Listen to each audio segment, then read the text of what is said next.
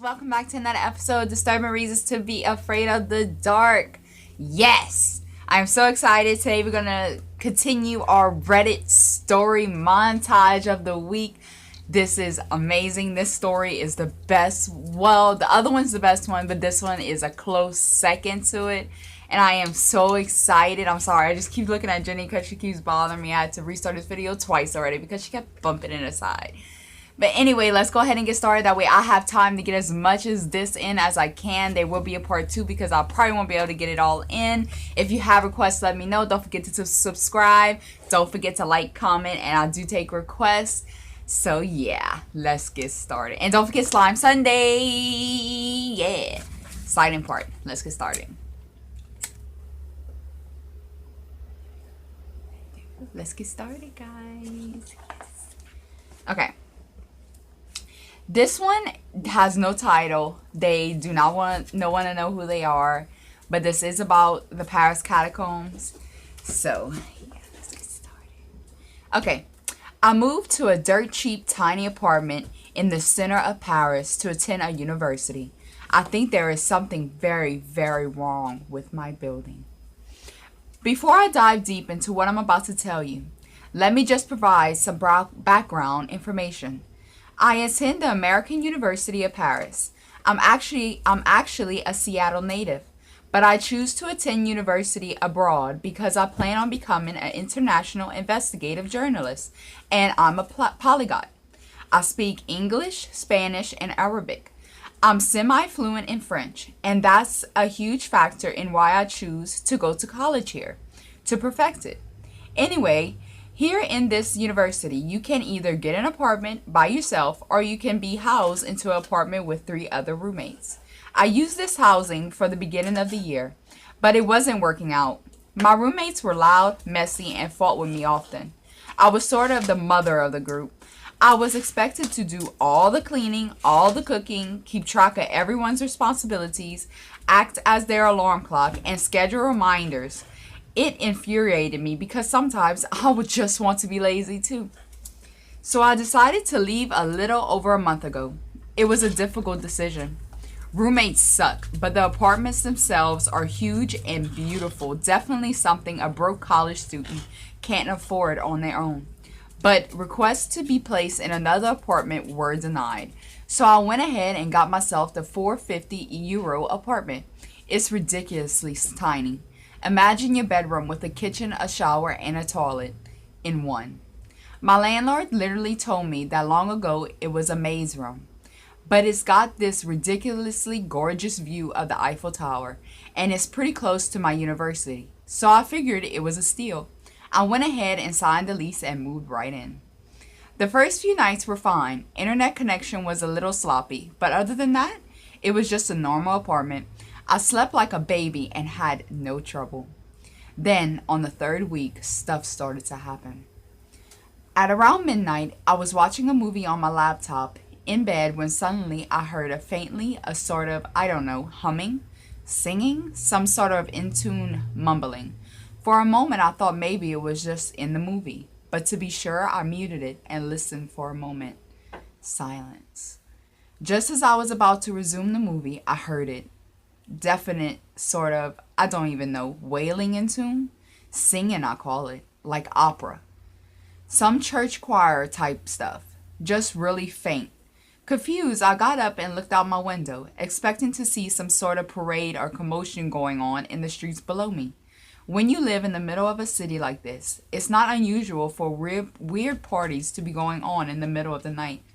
But there was something other than scattered groups of drunk people talking amongst themselves.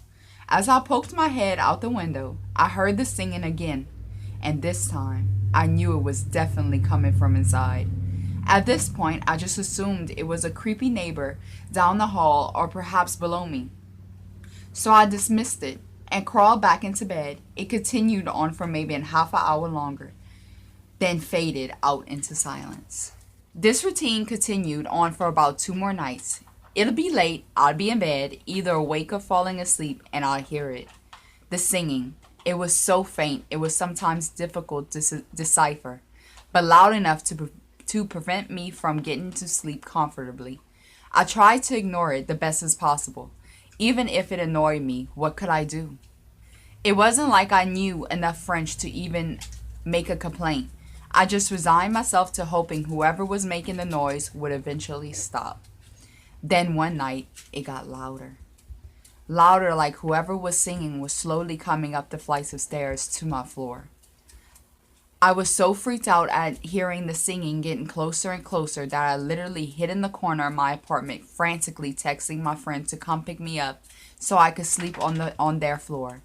As soon as I hit send, the singing reached my floor, and it was accompanied with banging, like a group of people were running through the halls. The song was totally clear now. The words were so dragged out, it was hard for me to decipher exactly what was being said, but I was able to make out the word Luna. I don't think it was Spanish. I think they were speaking Latin. I got a text back from my friend confirming they were outside, so I quietly as possible began gathering a day's worth of clothes into a bag as these people did whatever the hell they were doing out in the hall. Eventually, I thought I heard them reciting back to the stairway until it was faint, like it had been every night before. Deeming it safe to come out, I walked right past the staircase and instead took the elevator. The thing about the elevator is that it's rickety, and 1 out of 5 times it gets stuck. And most people would just rather not deal with the possibility of getting trapped until somebody manually opens the doors from the outside. Which is easy, as it only takes a press of a button, but it's ridiculously difficult to hear someone walking through the hall and be able to tell them to open the door for you. For me, it was a special occasion. I was not about to cross paths with whoever the fudge was out there, so I climbed in the elevator, pressed 1, and waited. The elevator creaked, then began moving down at a snail speed. The lights dingled for each floor. 10, 9, 8, 7, 6. I looked down to continue texting my friend that I'll be out in a minute, when suddenly the elevator door opened. I looked up. Floor 3. A slightly old woman in a sheer white nightgown with a rat's nest of frizzy hair smiling at me. I just stared at her for a moment and she stared at me. Her eyes were humongous, totally wide open like an owl's. I could literally see her pupils widening. She originally had a small smile on her face, but as we watched each other, it grew larger and larger until it was a mechanical smile. Then she opened her mouth wide, like a bird about to be fed by its mom or something, and she began singing, top of her lungs, opera style, wide eyes watching me, wide open mouth slightly curved in a mechanical smile. Alarm bells went off in my head. This felt so freaking wrong. I thought of how horrifying it would be if this woman were to touch me or even get in the elevator with me. At that moment, I snapped back into reality. I dived for the button to shut the doors.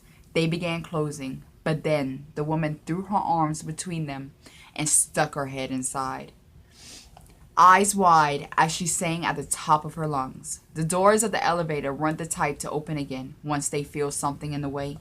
They just keep trying to close. At one point, the woman's wide eyes shifted to my arm, and mid-song, she attempted to squeeze her head further in, mouth wide open as if she was trying to bite me.